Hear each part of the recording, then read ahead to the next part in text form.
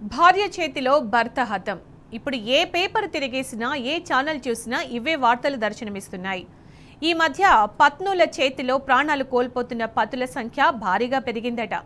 ఈ విషయాన్ని తాజాగా బయటపెట్టింది నేషనల్ క్రైమ్ రికార్డ్స్ బ్యూరో. 5 ఏళ్ల కాలంలో 785 మంది భర్తలను భార్యలే పొట్టన పెట్టుకున్నారని నివేదికలో పేర్కొంది. కేవలం యూపీ, బీహార్, రాజస్థాన్, మహారాష్ట్ర, మధ్యప్రదేశ్ రాష్ట్రాల్లోని ఈ హత్యలు జరిగాయని వెల్లడించింది ఎన్సీఆర్బీ. ఇక ఈ క్రైమ్ డేటాలో ఉత్తరప్రదేశ్ తొలి స్థానంలో ఉంటే మధ్యప్రదేశ్ 5వ స్థానంలో కొనసాగుతోందట.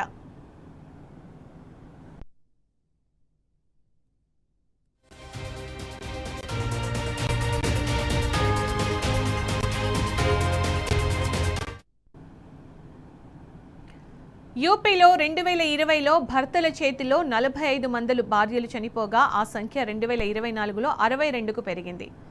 బీహార్లో 2020లో 30 మంది భర్తలు హత్యకు గురికాగా 2024 నాటికి 42కు చేరింది. రాజస్థాన్లో ఏటా 35 మంది భర్తలు తనువు చాలిస్తుంటే మహారాష్ట్రలో ప్రతి ఏడాది 25 మందికి పైగా మరణిస్తున్నారు. మధ్యప్రదేశ్లో 2024లో 22 మంది మొగుళ్లు భార్యల చేతిలో హతమయ్యారు. అయితే ఇల్లీగల్ రిలేషన్స్, వరకట్నం, నమ్మక ద్రోహం వల్లే ఈ హత్యలు జరుగుతున్నాయంటోంది ఎన్సీఆర్బీ. గృహహింసను కూడా ఈ రిపోర్ట్లో హైలైట్ చేయగా ఆ జాబితాలో కూడా పురుషులే బాధితులుగా చూపించింది.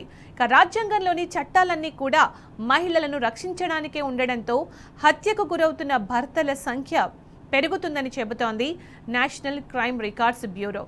ఇలాంటి హత్యలతో మగాళ్లు పెళ్లంటేనే భయపడుతున్నారని అంటోంది.